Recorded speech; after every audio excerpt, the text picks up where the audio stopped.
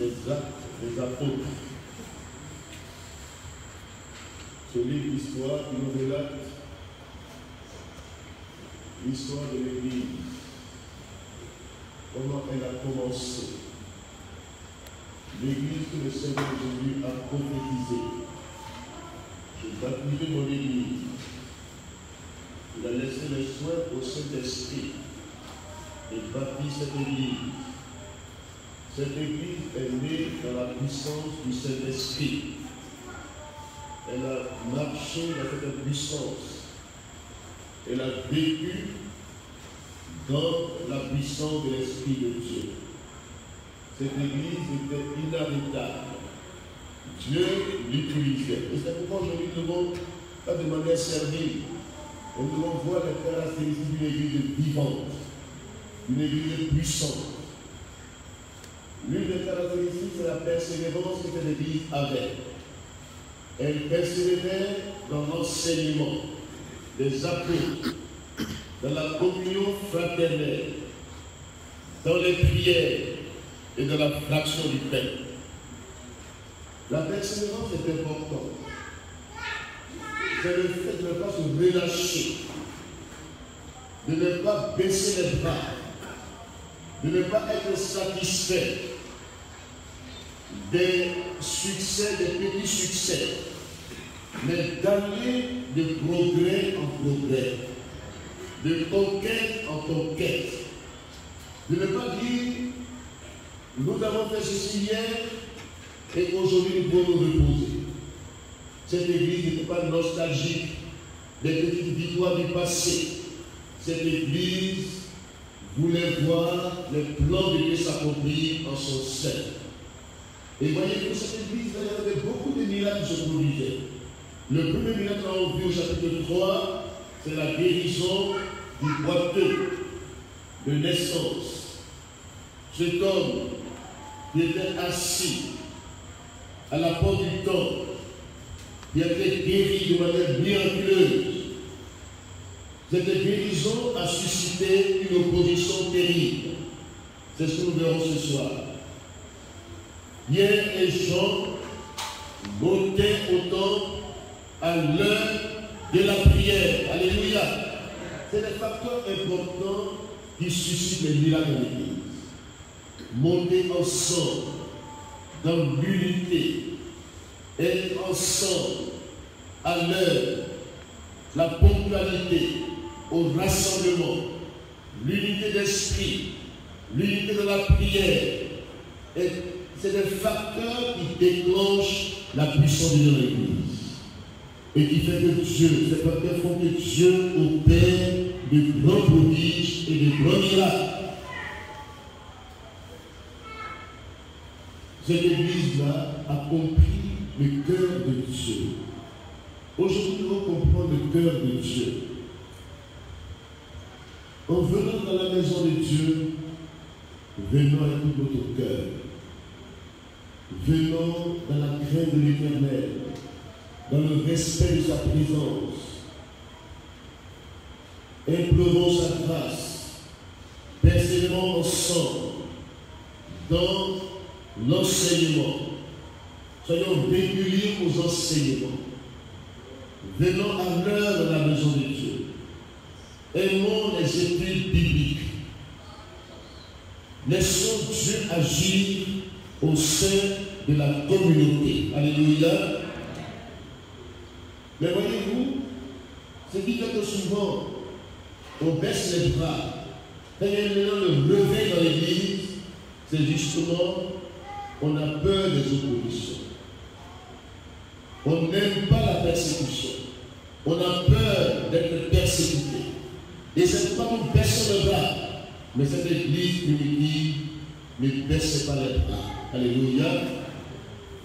Vous voyez ici dans ce texte que nous allons lire ce soir dans le chapitre 4.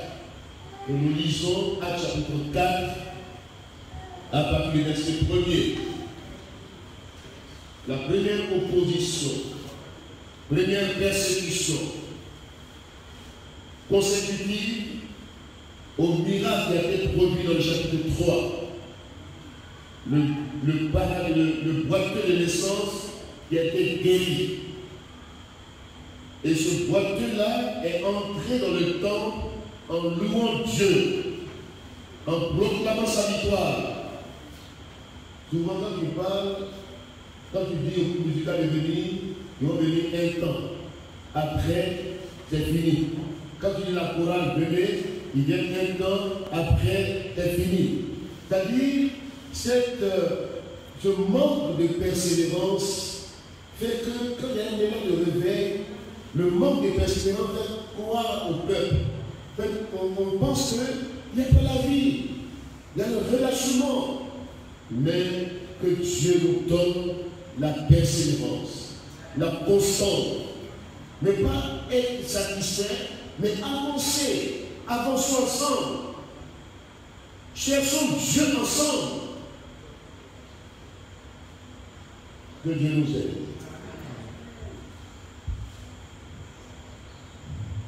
Actes chapitre 4.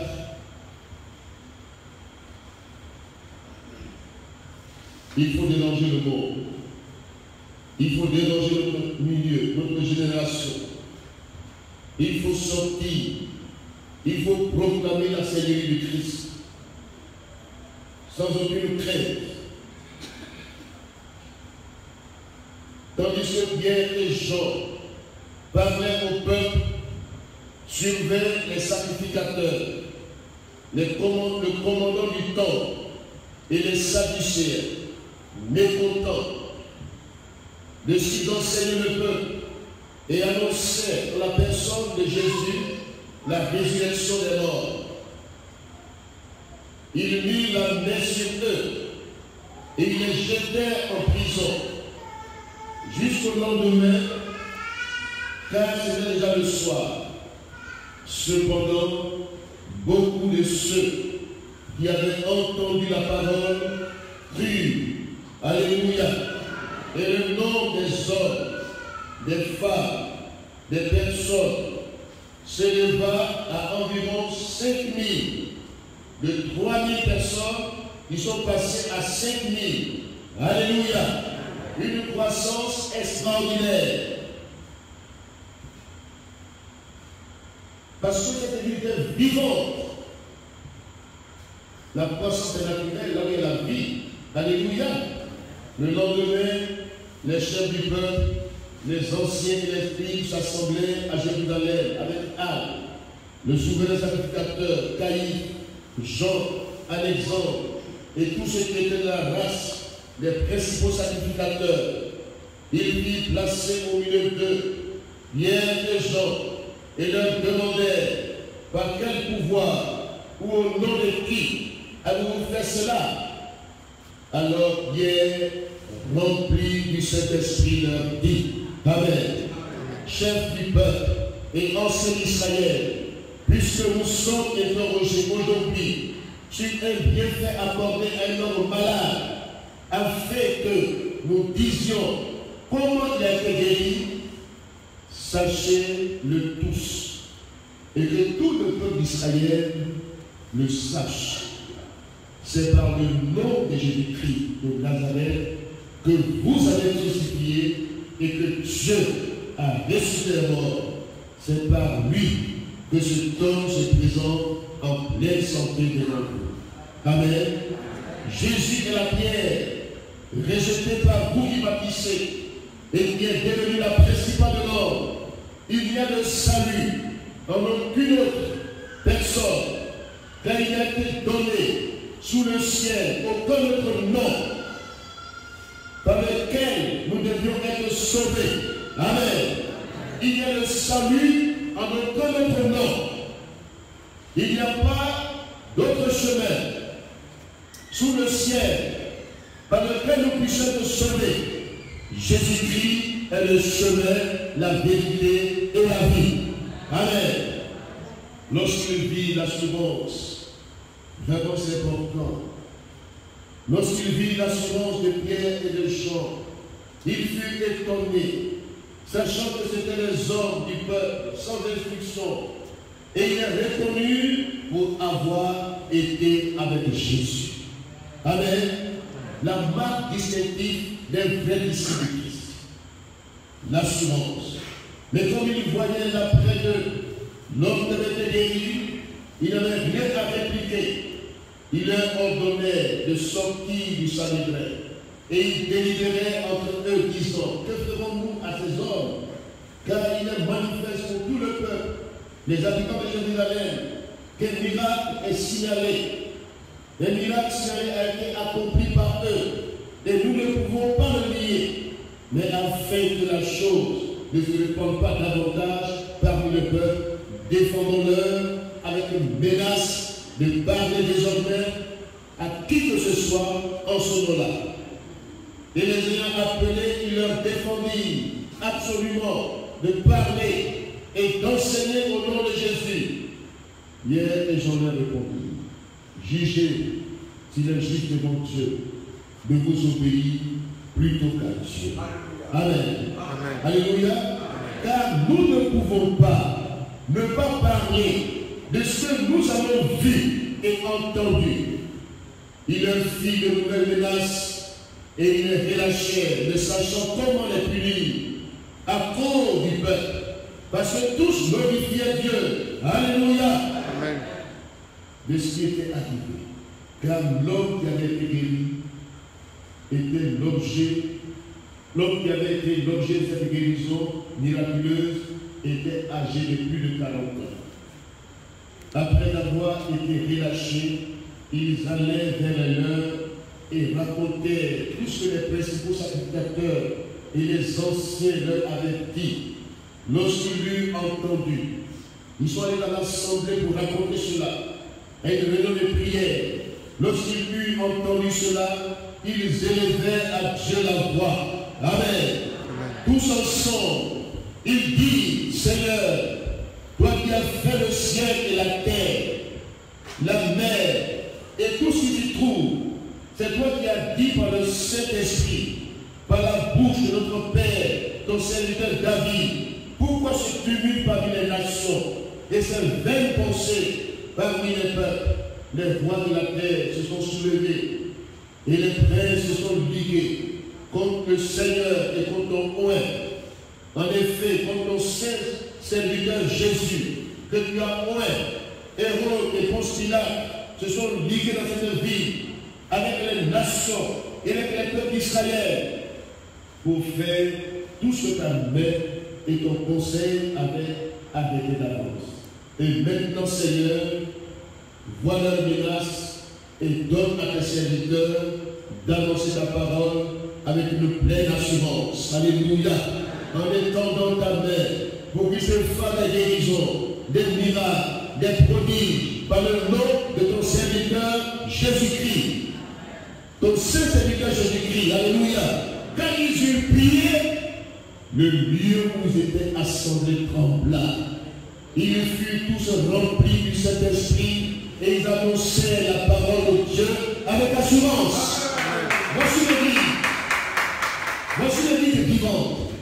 Voici les vrais croyants. Que Dieu vous aide ce soir. L'intercession des disciples après le miracle opéré. Ce sont les sacrificateurs, le commandant du temple et les Sadduciens qui furent appréhendés Pierre, Jean et le boiteux. Pierre et Jean furent incarcérés toute une nuit. Plusieurs traits distinctifs caractérisent cette église de dirigeants. Religieux. Premièrement, une incrédulité quant à la résurrection corporelle et un refus de l'existence des anges et des esprits. Les Sadduciens étaient le groupe de certains partis politiques dans le Sanhédrin. Il y avait les pharisiens, il y avait les Sadduciens. Les pharisiens croyaient à la résurrection, ils croyaient aux anges, ils croyaient aux esprits. Mais les Sadduciens, ce parti politique, ne croyait ni aux anges, ni aux esprits, ni à la résurrection. Et c'est ce groupe-là qui s'est réuni pour arrêter Pierre et Jean. Deuxièmement, la loyauté à l'égard du gouvernement romain. Un désir de maintenir le statu quo. Il voulait plaire au gouvernement. Il voulait plaire aux Romains, aux envahisseurs. Il voulait démontrer leur loyauté envers les Romains. Troisièmement, une association avec des classes riches. Ils s'associaient à ceux qui avaient de l'argent. Leur théologie, c'était le commerce, la richesse. Quatrièmement, une acceptation de la seule loi de Moïse et des dogmes religieux, rajoutés au Pentateuque des 5 livres de Moïse. Ils étaient mécontents.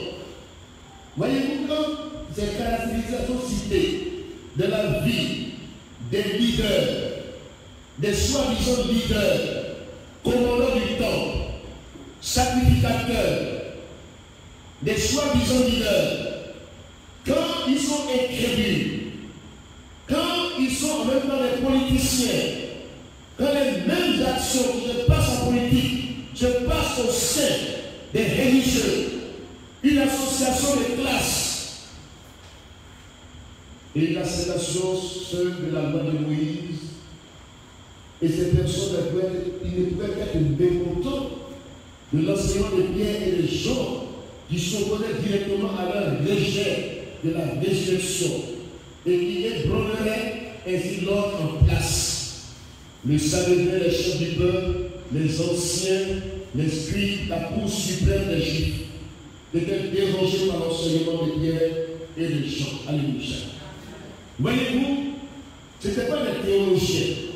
Pierre et Jean, vous allez voir tout à l'heure, ils sont étonnés de voir que ce n'est pas des gens qui étaient à une école théologique, des théoriciens, mais ils étaient pratiques. Ils ont cru en Jésus-Christ, ils ont saisi l'évangile. Jésus a dit, voici les signes qui accompagneront ceux qui l'ont cru.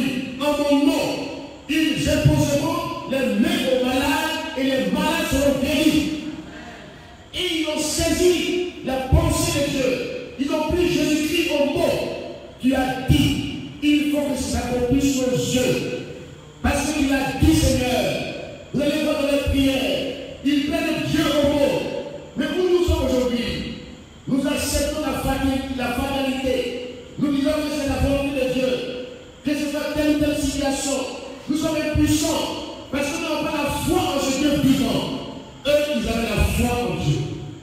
Ce n'étaient pas des gens qui voulaient paraître devant le peuple, mais ils croyaient. Ils savaient que Jésus-Christ est vivant parmi eux. Alléluia. Que Jésus-Christ les accompagnait par les signes, par les prodiges, par les miracles. Où est l'église aujourd'hui? Une église impuissante, une église discoureuse, une église concurrente, une église qui est influencée de tous les systèmes, une église qui manque de puissance réelle. Devant des situations, les malades sont là, les gens meurent, il n'y a pas de solution. Et nous sommes là, nous disons que nous croyons en Jésus-Christ. Mais quel christianisme? Un christianisme religieux mortel. Mais ce soir, nous recevons la vie du ressuscité. Recevons la vie du ressuscité. Jésus-Christ est le même, hier, aujourd'hui, éternellement. Ce qu'il a dit hier, ce qu'il a fait hier, il le fait encore aujourd'hui, parce qu'il est ressuscité. Alléluia. C'est ce message dans l'église primitive vivait. Cette puissance, ce dynamique les habitait. Parce qu'il était conscient de sa présence dans le rassemblement. Il ne venait pas nonchalamment, il ne venait pas parce que malgré eux, il vient, mais il venait pour chercher le Seigneur Jésus-Christ. Il venait pour voir Dieu agir. Il venait pour voir la puissance de Dieu se manifester. Ce Dieu qui agit, ce Dieu qui est le même, qui opère les signes et les prodiges, et en nous. Il est avec nous. Mais le problème, nous ne prenons pas Dieu au mot.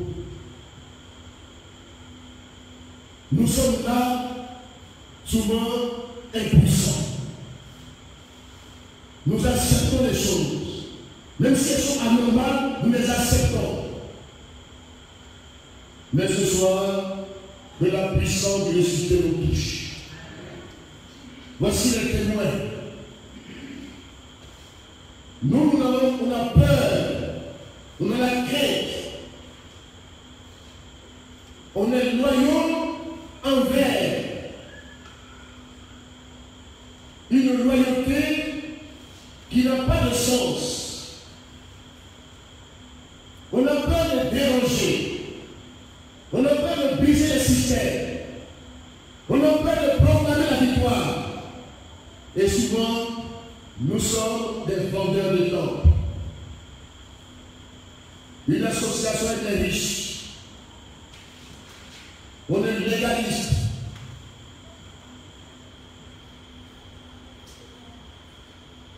Et cela fait que, puisque nous ne dérangeons pas le monde, puisque nous sommes là, nous sommes satisfaits des petites situations, des petits miracles, on est satisfaits.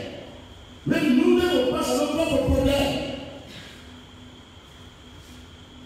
Oui, les chrétiens qui viennent nonchalamment, parce qu'ils se disent qu'ils ont des problèmes. Ils se disent que ça ne va pas. Ils pensent à eux-mêmes.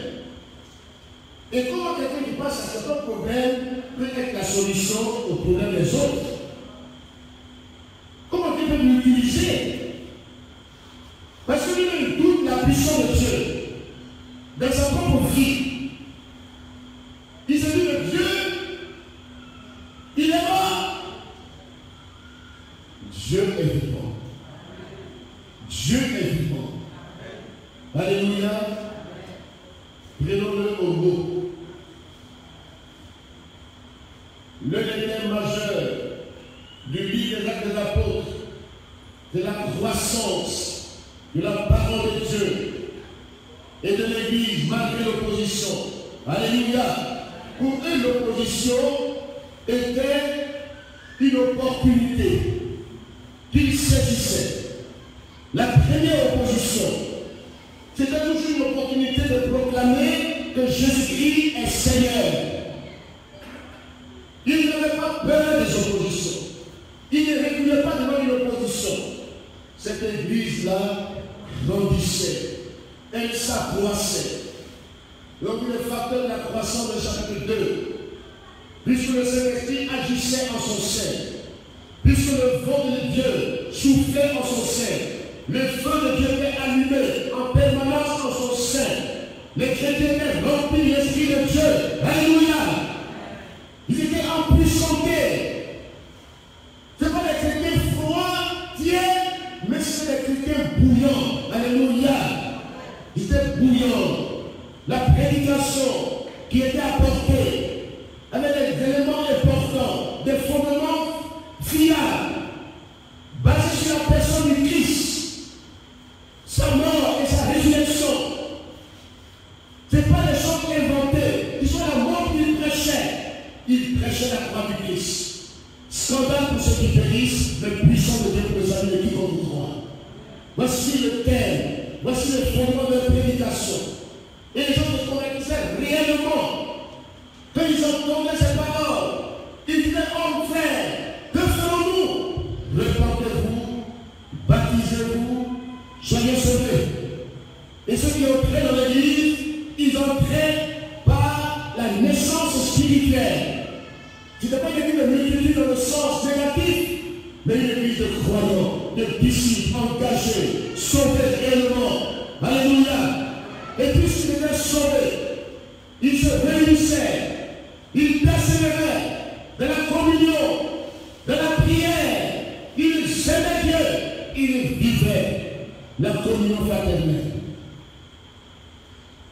Ils étaient vraiment convertis. Il n'y a pas de bruit parmi eux. Il n'y a pas de division. Aujourd'hui, qu'est-ce que nous constatons? Cette église est unie. Elle cherchait Dieu. Elle priait. Et cette église-là, Dieu agissait en son sein. Nous sommes le contraire de cette église.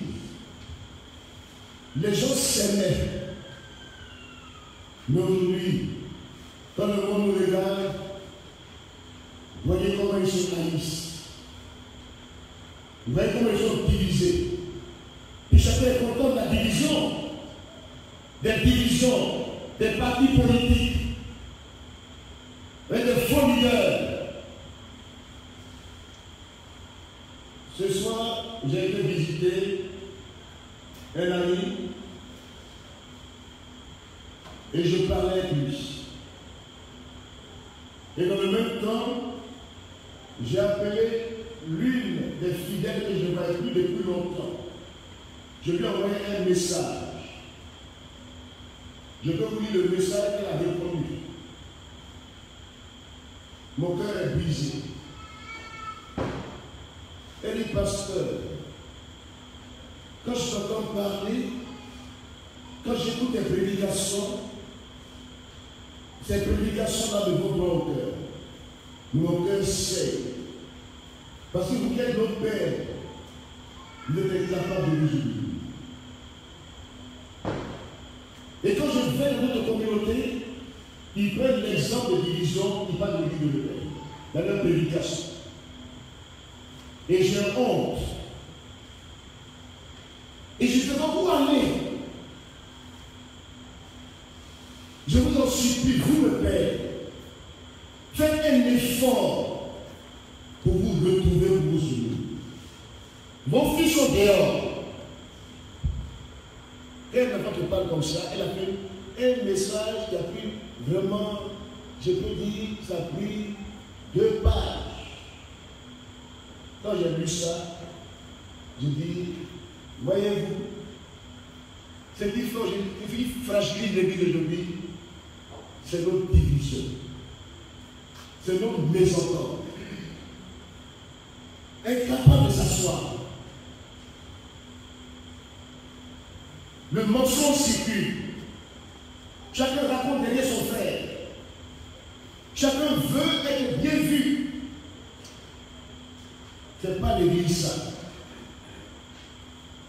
Que Dieu nous aide.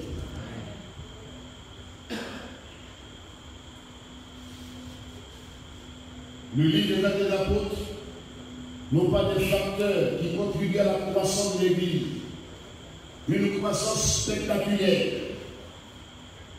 De 3000 âmes, ils sont passés à 5000 âmes. Alléluia. D'abord, ils étaient 120. De 120 à 3000. De 3000 à 5000. Nous sommes combien ce soir?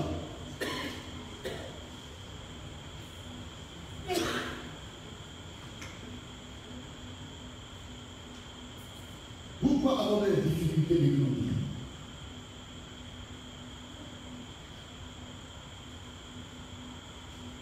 Pourquoi est-ce qu'on pense que ce n'est pas la même puissance, ce n'est pas le même esprit, mais la différence, c'est qu'eux, ils vivaient ce que Jésus demandait.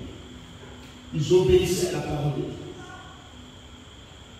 Mais aujourd'hui, le monde actuel, la seule valeur, il a l'argent, il est riche, ça marche, il est béni, son ministère est béni.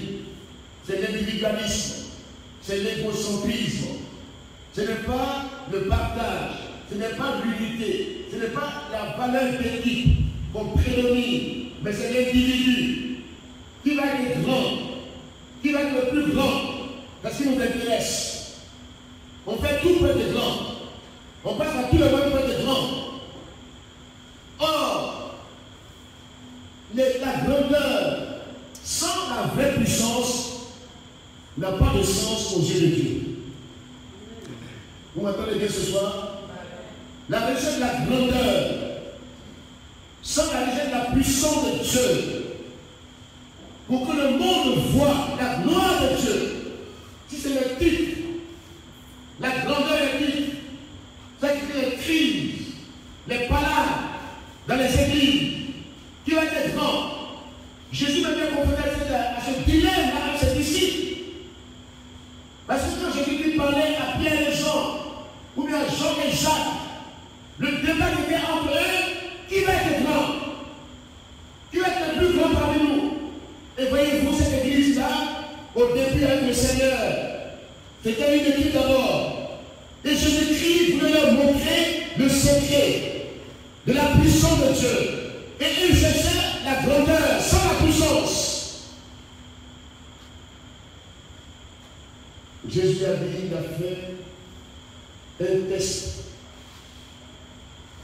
Un homme avait son fils malade, lunatique, et il est venu vers les disciples. Il dit, mon fils est malade, j'ai besoin de solution. Et ceux qui discutaient la grandeur sont incapables d'apporter la solution à cet homme. Voyez-vous, c'est l'image de l'Église. Tout le monde cherche la grandeur.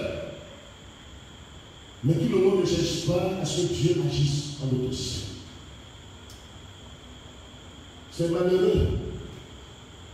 Ils ont échoué. Ils ne peuvent pas chercher un petit démon. Ils sont impuissants. Et c'est les personnes qui se battent pour avoir la grandeur, le positionnement humain, la gloire du monde. Or, l'Église doit chercher la gloire de Dieu. L'Église doit chercher à ce que Dieu agisse. Il ne doit pas chercher sa propre gloire, son propre royaume. Cherchons le royaume de Dieu et sa justice. Laissons Dieu agir. Vivons dans l'humilité. Ayons en nous les caractères de Christ. Il est Dieu. Il s'est humilié jusqu'à la mort de la croix. Et c'est l'humilité qui lui a donné la vraie grandeur. Alléluia. Et il a dit, moi qui suis le Fils de Dieu, je suis venu dans ce monde, non pas que servir, mais pour servir et pour donner ma vie. Jésus a donné sa vie pour son Église. Aucun homme n'a donné sa vie pour son Église. C'est Jésus qui a donné sa vie pour son Église. Que Jésus-Christ règne dans nos cœurs aujourd'hui. Que le roi revienne sur le trône de nos cœurs et le trône de son Église. Qu'il croisse dans nos cœurs et dans l'Église et que l'homme diminue. Que l'homme soit effacé et que la gloire de Dieu apparaisse. Dans ces temps de grande confrontation, d'opposition terrible, nous avons besoin de la puissance du Saint-Esprit. Nous avons besoin de la puissance du ciel. Nous avons besoin de confondre les mystiques. Nous avons besoin de confondre les gens qui croient en notre puissance. Nous avons besoin du revêtement de la puissance de Dieu. Alléluia. C'est ce qu'il nous faut aujourd'hui. Ça ne vaut pas la peine de servir Dieu sans la puissance de Dieu. Il serait coupable devant Dieu de prétendre le servir un Dieu tout puissant, un Dieu grand et fort. Et je prétends être son serviteur. Et je manque de puissance. Je suis coupable devant Dieu. Mais qu'est-ce qui fait cela? Nous avons des préoccupations inutiles, des préoccupations charnelles. Nous ne cherchons pas Dieu réellement. Nous sommes orgueilleux. Nous manquons d'humilité. Nous voulons paraître devant les hommes. Nous voulons être glorifiés par les hommes. Mais ce soir, Jésus-Christ vient de glorifier dans son Église aujourd'hui. Alléluia.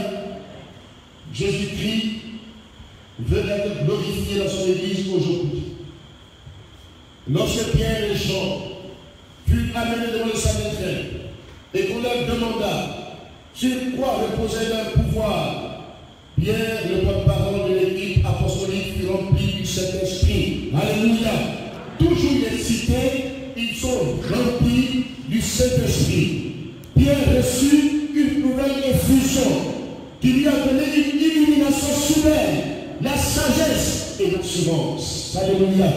Ce qui lui a permis de proclamer la vérité de Dieu. Alléluia. L'effusion du Saint-Esprit n'est pas une expérience unique, mais plutôt une expérience qui se répète. Et cela est l'accomplissement de la promesse du Christ, faite dans Luc chapitre 12. On trouve d'autres exemples de ces effusions renouvelées. Effusions renouvelées. Est-ce que nous cherchons des effusions renouvelées? Notre parlement est sec, manque de puissance. Quand tu parles la langue, on ne voit même pas, un démon ne peut pas se déplacer, ne peut pas bouger un démon. les maladies sont connues dans les corps. Et les démons sont contents quand on met perfusion sur un malade à l'hôpital. Or, c'est les démons. Il y a des maladies biologiques, il y a des maladies spirituelles qui ont besoin de délivrance, de prière. Nous croyons à la guérison divine. Les docteurs soignent, mais c'est Dieu qui guérit. Alléluia. Pourquoi sommes-nous impuissants? Pourquoi nous ne recherchons pas le renouvellement de l'onction de Dieu sur notre vie? Pourquoi nous sommes limités? Pourquoi nous pensons qu'on est baptisé depuis une fois et c'est fini? Pourquoi on parle la langue là, quand tu parles même, et quand tu écoutes, tu es vraiment assuré que ça peut te déplacer les démons?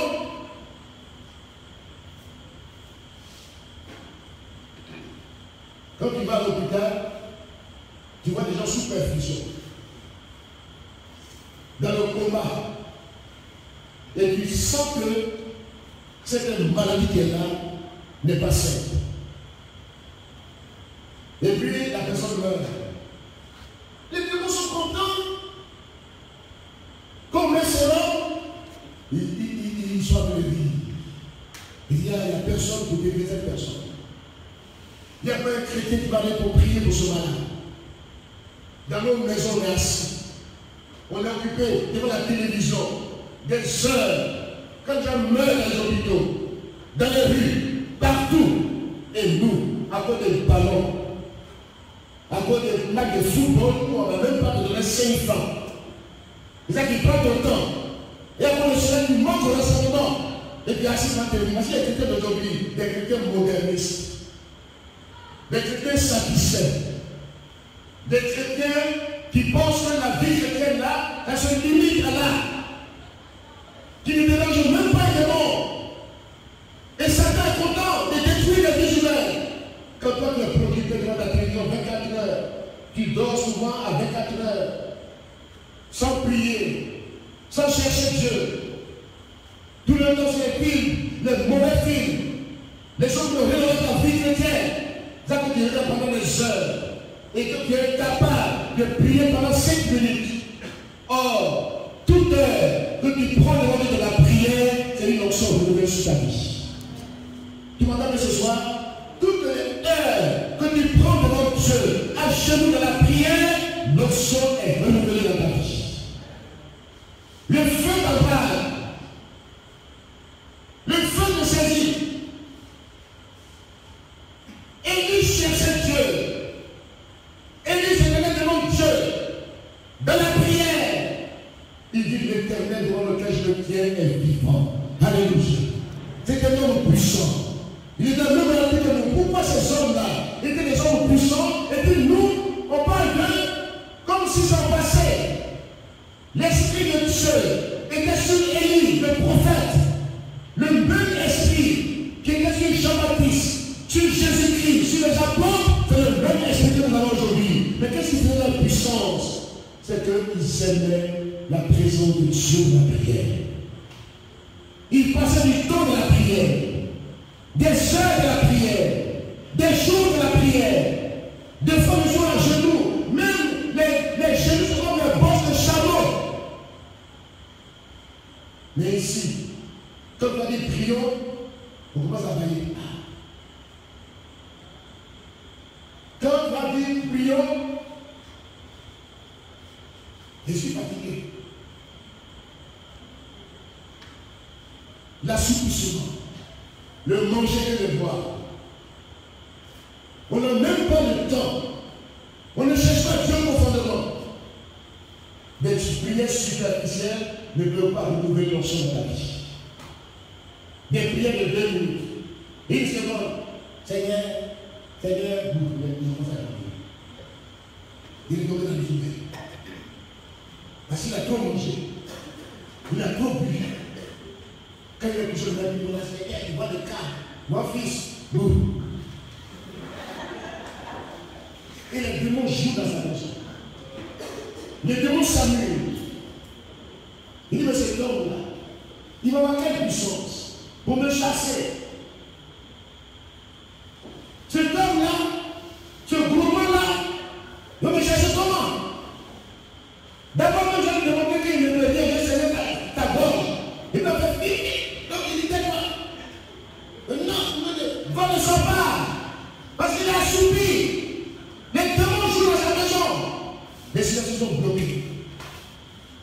une vie de prière. Ce soir encore, ce n'est pas seulement le temps de lever qu'on a cherché, mais tout le temps, notre vie va être réveillée par notre vie de prière. Que nos choses soient renouvelées dans ma vie. Ma vie de prière. Renouveler l'institution de ma vie. Alléluia. Pourquoi je vais me laisser faire par l'assouplissement, par le sommeil, même si je ne crie pas. Comme n'entend pas ma voix, mais quand mon cœur cherche Dieu. Alléluia.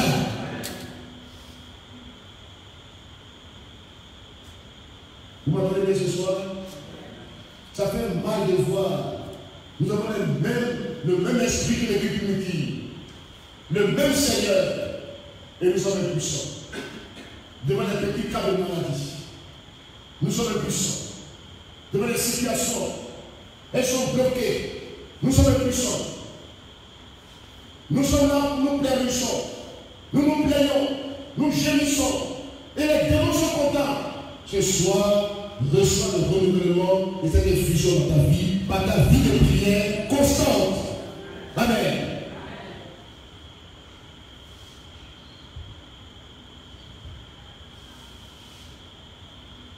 Hier, les gens, devant le Sanhédrin, devant l'opposition,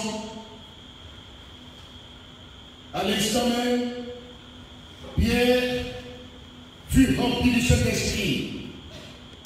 L'onction est renouvelée dans ta vie. Alléluia. Pierre leur répondit. Le miracle avait été accompli, non par leur pouvoir, mais par le nom de Jésus. Alléluia. Jésus crucifié, par la main des ennemis, mais que Dieu a ressuscité les morts. Pierre signe ici le psaume 118, le verset 22. La pierre rejetée par les bâtisseurs.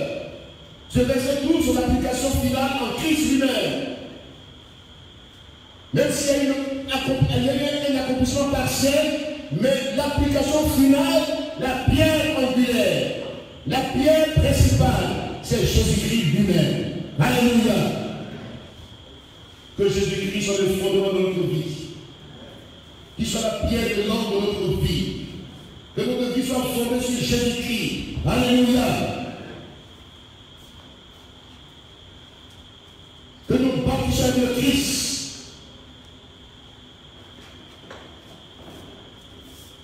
Jésus-Christ crucifié. Scandale pour ceux qui périssent. La prédication de la croix. Les disciples, ils ne parlaient pas comme ça dans leur vie. Ils savaient que la prédication de la croix détient la puissance de Dieu. Amen. Il ne va pas vous dire, voilà, j'ai bien sorti ici, j'ai rêvé, j'ai vu. Ce n'est pas la prédication. Et nous, aujourd'hui, on perd le temps. Ce soir, j'étais là en train de prendre un petit, me réfléchir à une station. Et puis, la jeune dame qui est là va donner son verre à quelqu'un, un cousin. Vous dites dans notre famille, il y a un prophète qui a rêvé que nos parents sont sorciers. Donc, on est en train d'aller faire attention. C'est des chrétiens. Mais quelle qualité?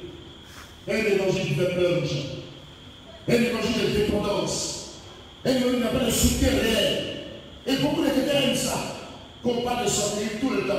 Ils sont contents pour fuir la responsabilité. Ils sont couchés, ils ne veulent rien faire, ils ne prient même pas et ils ont peur.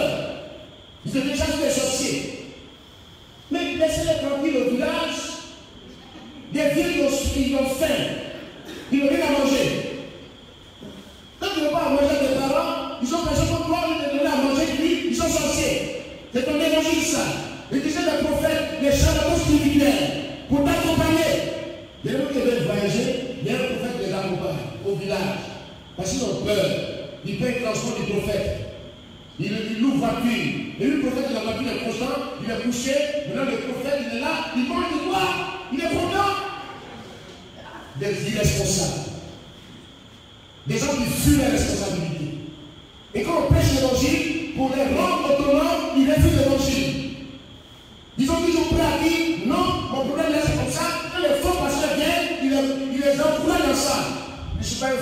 pasteur, je dis la vérité ce soir encore. Toi qui es irresponsable, toi qui penses que c'est une prophétie qui va te sauver, toi qui penses que c'est un prédicateur ou bien un dirigeant de bonne volonté qui va te délivrer, la délivrance, ta propre délivrance est dans ta main ce soir. La croix du Christ t'équipe réellement. Le message fondamental t'équipe réellement.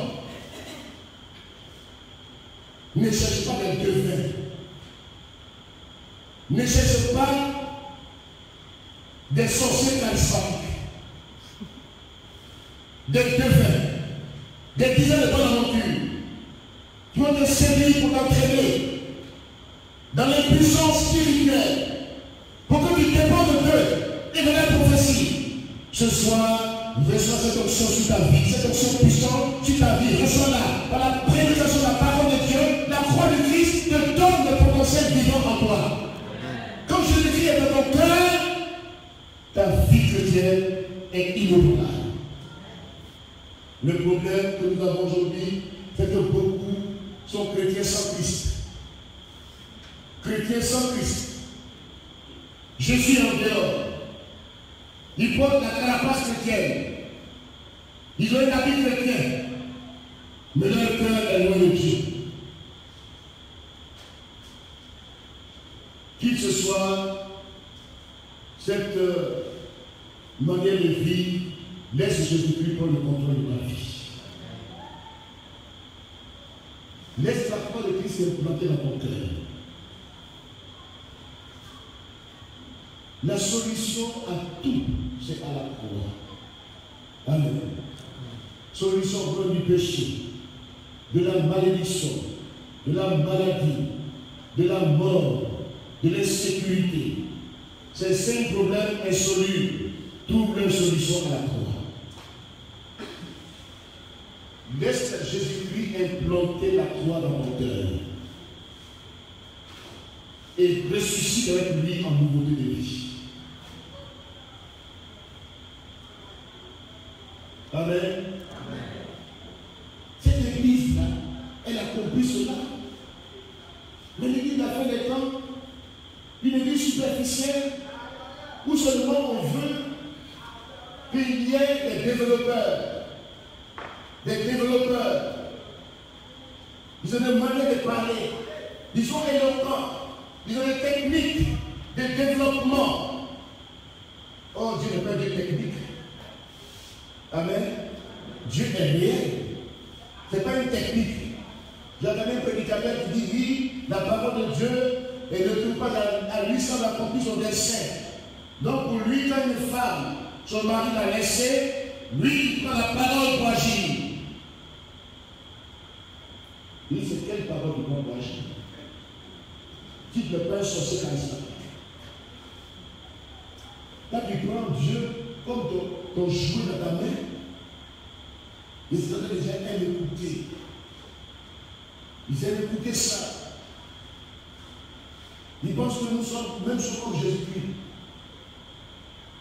Et ces gens-là, ils pensent que Jésus-Christ a atteint un degré spirituel. Il n'était pas Dieu, mais il est devenu Dieu. Voici leur doctrine. Comme Jésus a dit, vous faites les œuvres qu'il a faites. Et vous l'appelez le plus grand, et ils pensent que Jésus-Christ a atteint un degré spirituel. Que eux aussi vont atteindre. J'aimerais vous dire ce soir, Jésus-Christ est Dieu. Il n'a pas évolué. Il n'est pas devenu Dieu. Depuis le commencement, Jésus-Christ est la parole éternelle de Dieu. Jésus est Dieu. Aucun homme ne peut se comparer à Jésus-Christ. Parce que les gens enseignent dans la rose au dans la franc-maçonnerie, atteindre les degrés spirituels. Et on amène les gens dans ces degrés spirituels de développement. L'évangile n'est pas un évangile qui développe les gens. Pour atteindre les degrés spirituels, l'évangile vient dans ton cœur, il te libère, il te met dans la nature de Dieu. Alléluia. Amen. Tu reçois Christ dans ton cœur. Jésus est Dieu. Quand je peux dire dans mon cœur, ma vie chrétienne est de qualité. Alléluia. Que Dieu nous aide ce soir. D'où vient ce prédicateur? ces genres de techniques-là pour ne pas prendre la responsabilité. Ce soir encore, je t'invite à prendre des responsabilités. Amen. Bien, les gens ont pris leur responsabilité. Ils ont reçu l'Esprit de Dieu. Ils ont été investis de l'autorité. Tout ce qu'ils disent là, ils ne disent pas c'est notre propre force. C'est pas ce qu'ils disent. On leur pose la question, par quel pouvoir vous avez pu guérir ce malade? De nos jours, il va dire que c'est lui le grand prédicateur qui a guéri le malade. Qu'est-ce qu'il va avancer? C'est le grand apôtre. C'est le grand homme de miracles. Donc on ne sait pas quel miracle ils font. Parce que c'est bon eux-mêmes. De nos jours, les gens veulent paraître. Quand Dieu fait quelque chose, ils s'attribuent la gloire. Et c'est pas qu'ils n'agissent pas. On est prêt à s'attribuer la gloire. On a posé la question à Pierre et Jean. Par quel pouvoir vous avez pu guérir ce malade? Il dit, mes frères, aujourd'hui, vous me donnez l'occasion d'annoncer qui a opéré ce miracle. Alléluia! Voici le sang de Dieu. Il ne dit pas, ah oui, grand homme, il a guéri, nous suit. Mais c'est notre pouvoir qui a guéri. C'est quand même il a guéri. J'ai le pouvoir de guérir. Mais ils ont dit, ce n'est pas nous, alléluia. Ce n'est pas nous, mes frères. Ce n'est pas moi. Ce n'est pas quelqu'un d'autre qui est grand plus que Jésus. C'est Jésus qui est l'opérateur du miracle. Amen. C'est lui qu'il faut présenter. Et quand vous le présentez comme ça, il y a le courage d'agir davantage dans votre vie. Mais quand vous prenez la peine de supporter, vous dites, il a fait ce malade est guéri, voilà. C'est en son nom que le malade est guéri. Dès qu'on va faire sa publicité, on va mettre les grandes pancartes, on va mettre sa photo comme ça, sur les pancartes partout pour dire, voilà, l'heure de miracle a sauté. Le grand miraculeux arrive. Le grand diseur de bon aventure arrive. Le grand prophète arrive. Et il n'y a rien qui se produit parce que Jésus n'est pas glorifié. Mais ce soir, que nos vies glorifient le Seigneur Jésus. Comme Pierre et Jean. Ce n'est pas nous qui allons opérer ce miracle. Mais l'opérateur du miracle, c'est Jésus le crucifié. Alléluia. C'est Jésus le ressuscité. Voici l'église. Voici les hommes. Un devant Dieu. Mais les voit dans la suite, Paul. Il a opéré, Dieu a passé la nuit, passé même pour opérer les grands miracles. Et quand les gens ont voulu l'adorer, il a déchiré ses habits. Amen. De nos jours, si on veut l'adorer comme ça, on dit voilà, donne-moi un grand fauteuil pour m'asseoir. Donne-moi un trône pour m'asseoir. Donne-moi un grand habit de chef. Je suis le leader de tous les continents, intercontinental. Ministère de la montagne de Sion. C'est moi le plaqueur. Voici ce qui nous fatigue aujourd'hui. Nous nous attribuons la gloire de Dieu. Oh, Dieu ne pardonne pas sa gloire à l'homme. C'est ça qui fait que Dieu n'agit pas. Mais si nous laissons notre propre gloire et que nous cherchons la gloire de Dieu, Jésus-Christ va se glorifier parmi nous. Alléluia. Jésus-Christ va venir parmi nous. Nous avons dit, ce n'est pas nous. Ce n'est pas notre puissance. Ce n'est même pas nous. Mais c'est au nom de Jésus-Christ de Nazareth que cet homme que vous voyez est bien portant. Alléluia. Jésus que vous avez crucifié, Dieu l'a ressuscité. Et c'est en son nom que cet homme se porte bien devant vous.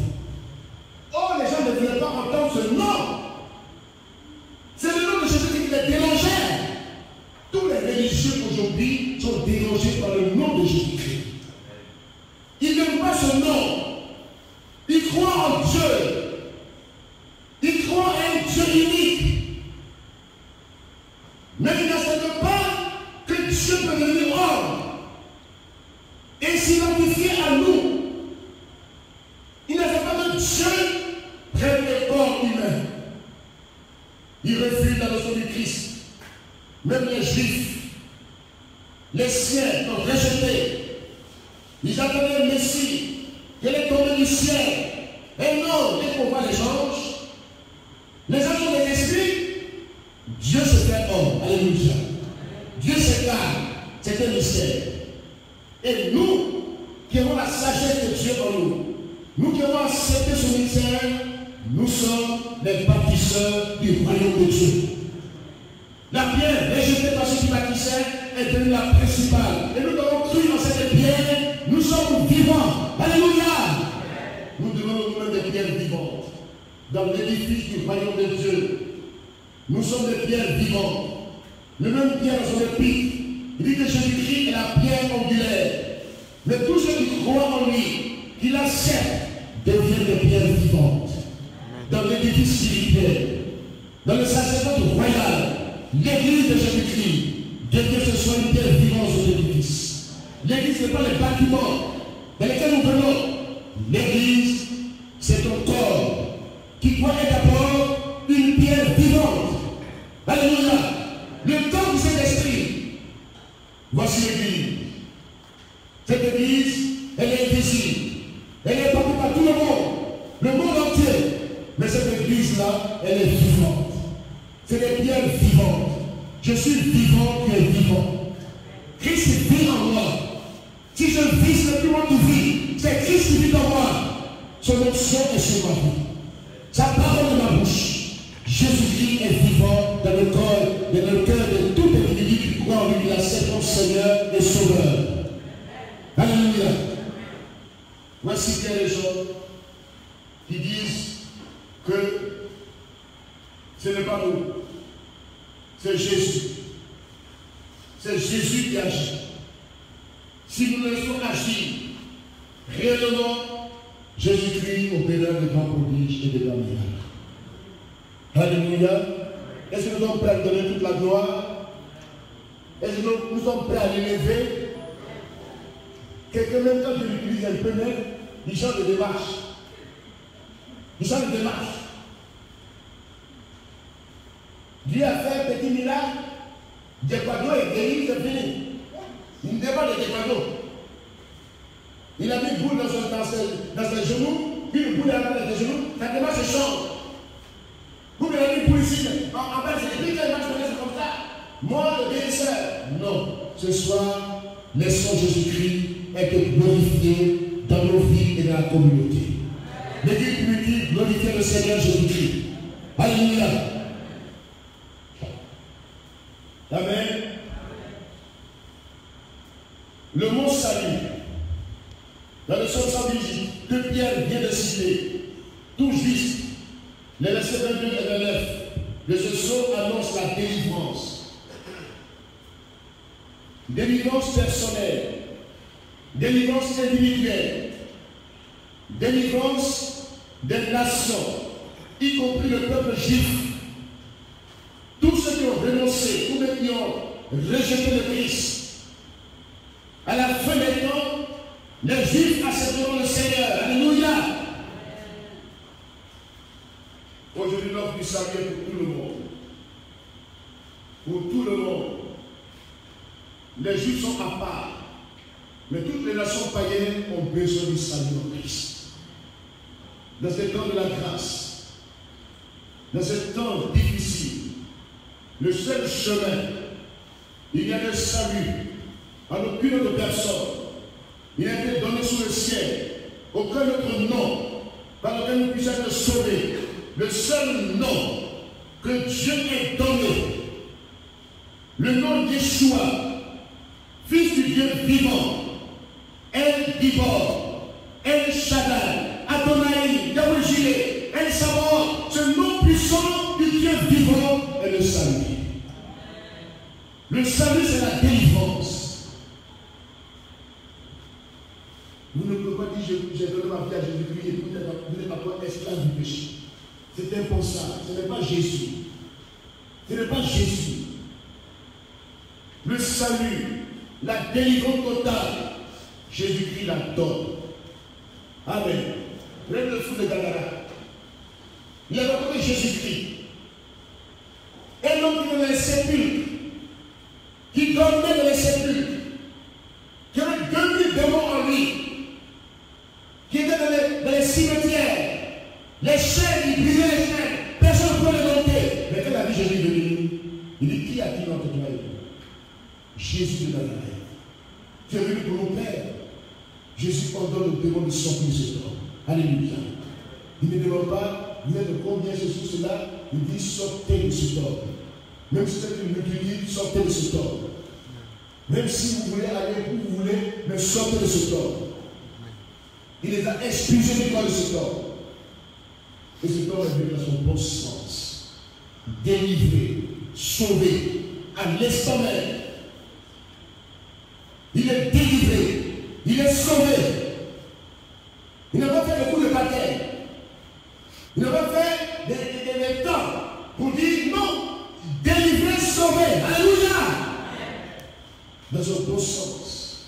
Voici l'évangile de la croix du Christ. Et cet homme, il veut suivre Jésus-Christ.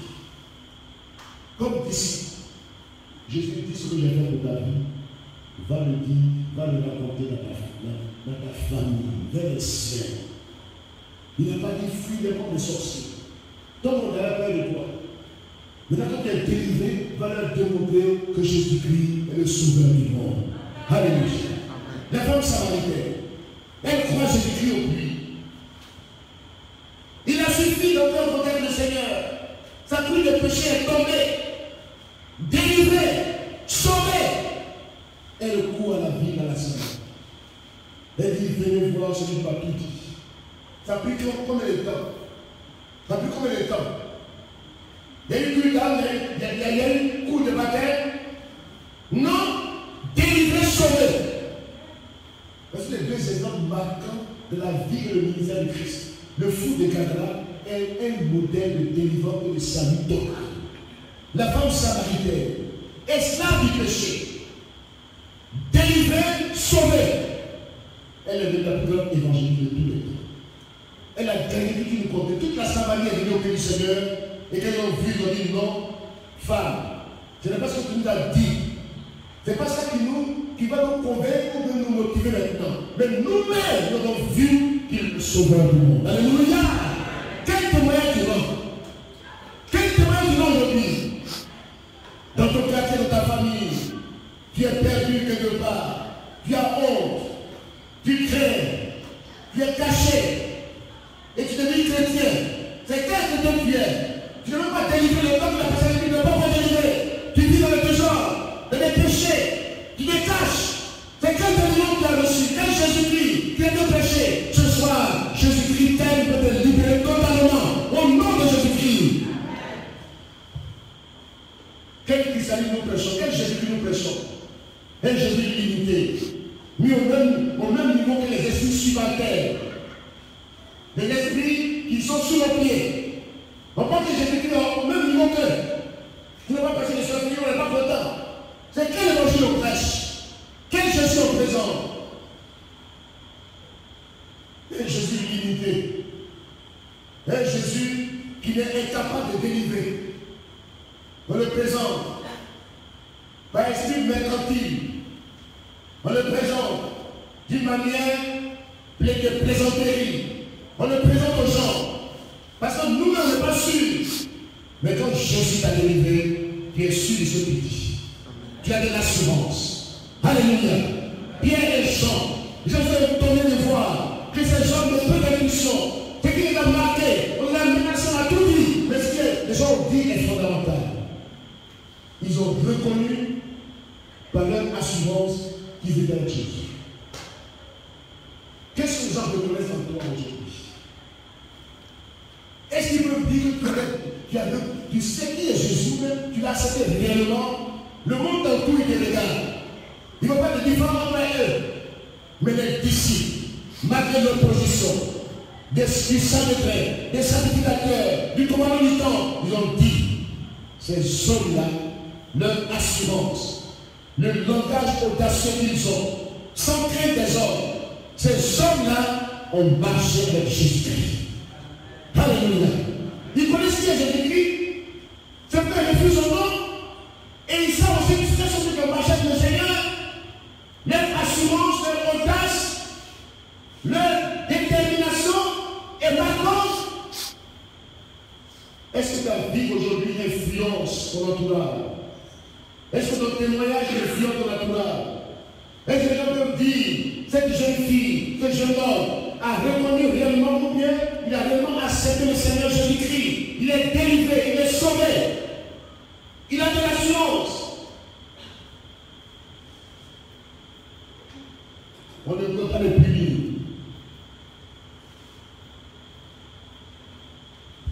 Alléluia. Les autorités juives furent étonnées que bien les gens, les hommes du peuple, sans instruction, illettrés, puissent s'exprimer avec autant d'assurance, hardiesse, courage de parler franchement et ouvertement. Ce thème de l'assurance est notre thème lui des actes de l'apôtre. Parler avec assurance est la conséquence directe du baptême dans le Saint-Esprit. Amen. Et la marque d'un vrai témoin du Christ. Vous recevez une puissance, celle du Saint-Esprit, et vous serez des témoins audacieux, des témoins qui parlent avec assurance, des témoins qui parlent avec hardiesse, sans crainte. Le chapitre de la rencontre de Pierre et Jean avec Jésus fut réduit au silence et à l'impuissance d'appliquer à leur égard une quelconque sanction. Les apôtres expérimentèrent ainsi ce que Christ leur avait promis. Je suis avec vous tous les jours jusqu'à la fin du monde. Alléluia. Verset 15 à 17. Aussi les autorités ne pouvaient nier le miracle, mais refusèrent délibérément de mentionner le nom de Jésus. Le même refus de la part du souverain sacrificateur dans Actes 5, 28. C'est le propre de toutes les religions dans le monde qui croient posséder le chemin du bonheur pour leurs adeptes qui refusent la même conduite de Dieu. Ésaïe 53. Lorsqu'on défendit absolument à Pierre et Jean de parler et d'enseigner au nom de Jésus, ils répliquaient qu'ils devaient obéir à Dieu plutôt qu'aux hommes. Alléluia. Les autorités les menaçaient, mais avaient peur de les punir à cause du peuple. Parce que tous glorifiaient Dieu. Les disciples à eux se faisaient qu'être des témoins, comme Christ leur avait ordonné. Ils étaient préparés à toute éventualité, car le vrai témoin était martyr. Amen. L'intercession, la supplication de l'Église maintenant. On peut discerner trois parties dans la prière de l'Église primitive. Dieu est souverain. Alléluia. Le plan de Dieu comprend le fait que les croyants devront faire face à l'opposition contre la personne du Christ et son œuvre. Troisièmement, à cause de cela, les disciples doivent demander à Dieu de leur accorder le pouvoir de prêcher avec assurance. Alléluia. Tout comme l'armée et le conseil souverain de Dieu avaient arrêté d'avance le Christ, devait rencontrer l'opposition. De même, Pierre et Jean priaient avec l'assemblée pour que la puissance de Dieu soit manifestée dans l'Église par une pleine assurance. Ils demandaient également au Seigneur la puissance surnaturelle de faire des guérisons et d'accomplir des miracles et des prodiges par le nom de Jésus. Alléluia. Le courage des disciples avait besoin d'être renouvelé pour qu'ils puissent témoigner et parler de Christ. Tout au long de notre vie chrétienne, nous avons également besoin de prière afin de surmonter la crainte du rejet, les critiques ou la persécution. La prédication et les miracles vont de pair. Les miracles sont les signes qui accompagnent la parole des témoins. L'expression des miracles désigne généralement des actes accomplis dans le but de certifier l'existence de la puissance divine, de donner des preuves et d'encourager la foi. Le mot prodige désigne des événements inhabituels qui provoquent l'émerveillement de celui qui en est le témoin. L'Église priait pour qu'il se fasse des guérisons, des miracles et des prodiges. Aussi devons-nous prier aujourd'hui. Devons-nous en faire autant face aux obstacles et menaces actuelles. Nous devons prier avec ferveur, intensité et persévérance afin que Dieu confirme sa parole par sa grandeur, par des miracles et une abondance de grâce aujourd'hui pour que notre génération qui s'enfonce dans les ténèbres de la perdition soit gagnée à Christ. Il fut tous remplis du Saint-Esprit. Cette expression décrit l'œuvre de consécration et d'alliance du Saint-Esprit qui introduit le croyant dans la puissance divine en vue du témoignage continuel remplis et revêtus, décrit l'acte par lequel l'Esprit équipe en vue du ministère. Quand le besoin soit fait sentir, le Saint-Esprit remplit de nouveau le croyant. Ici, Dieu visite par son esprit toute une assemblée entière pour que toutes les volontés de Dieu s'accomplissent. Il ne faut pas seulement que ce soit des individus qui soient remplis du Saint-Esprit, quelques individus uniquement, mais toute l'assemblée doit être revêtue de la puissance du ciel. Alléluia. Ces effusions répétées du Saint-Esprit, lorsqu'il se présente dans les besoins et les obstacles particuliers, lorsque Dieu agit sur l'ensemble d'une assemblée par son esprit, tous les chrétiens reçoivent assurance, puissance, renouvellement du témoignage et de l'amour fraternel. Que Dieu bénisse sa parole. Que Dieu bénisse sa parole.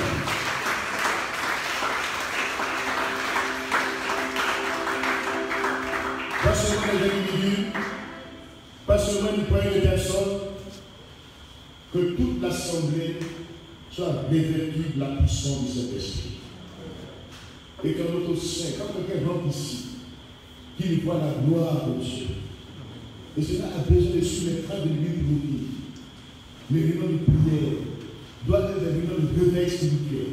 Toutes nos réunions, que ce soit études publiques, que ce soit réunions du soir, d'évangélisation, que les signes nous accompagnent, que les prodiges s'accomplissent parmi nous, que Dieu agisse, que Dieu va dans notre disposition de cœur, la confiance et l'assurance que nous avons, que Dieu honore sa parole, que Dieu confirme sa parole par des signes, des prodiges et des miracles, pour que notre génération enténébrée se convertisse, voit la main de Dieu, que les vérités soient brisées en voyant les miracles.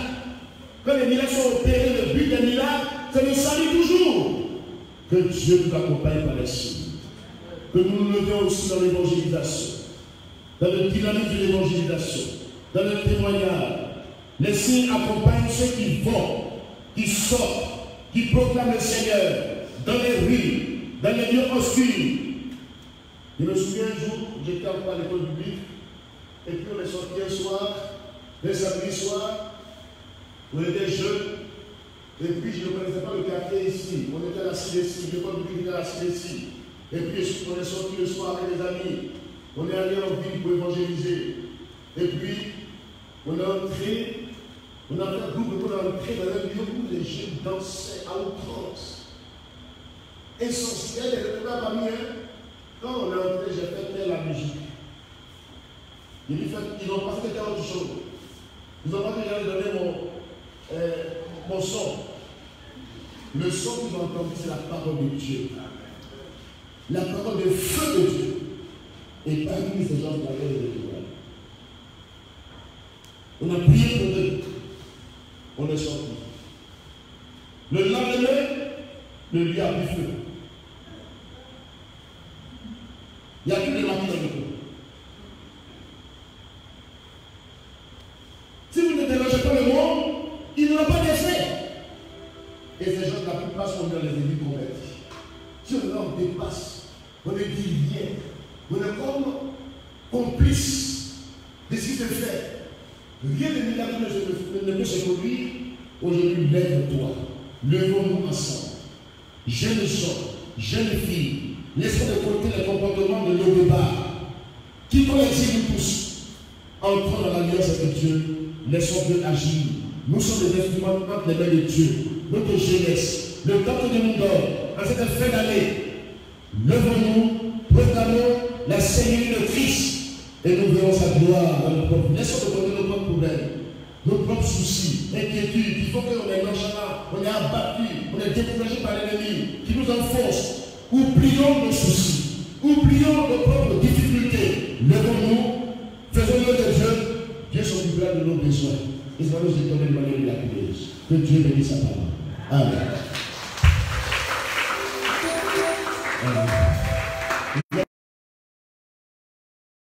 J'espère encore l'appel énoncé ce soir encore.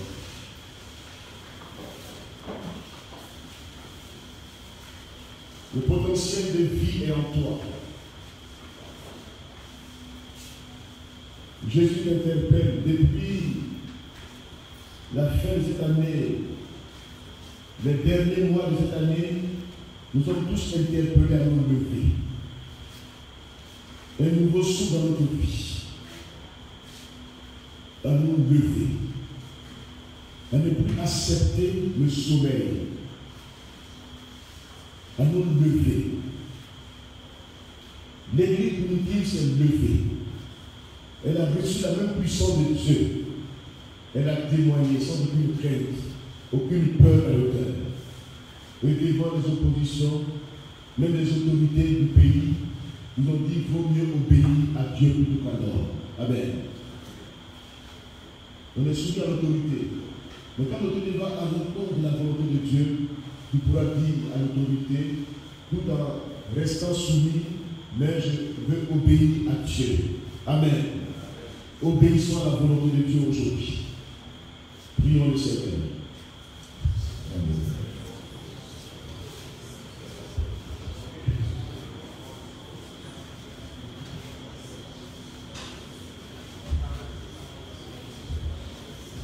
Seigneur, notre Dieu, notre Père, nous sommes en ta présence encore ce soir.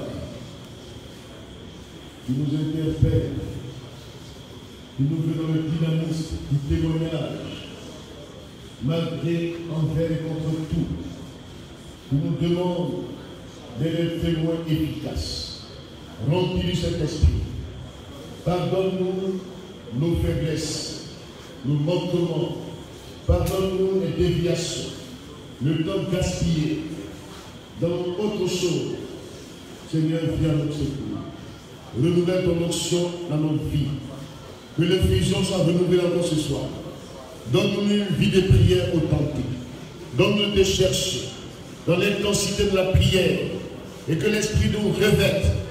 La puissance du ciel nous revête et que notre bouche soit la bouche de Dieu. Que tu confirmes ta parole par des signes, par des prodiges, par des miracles. Vois toutes ces menaces qui nous entourent.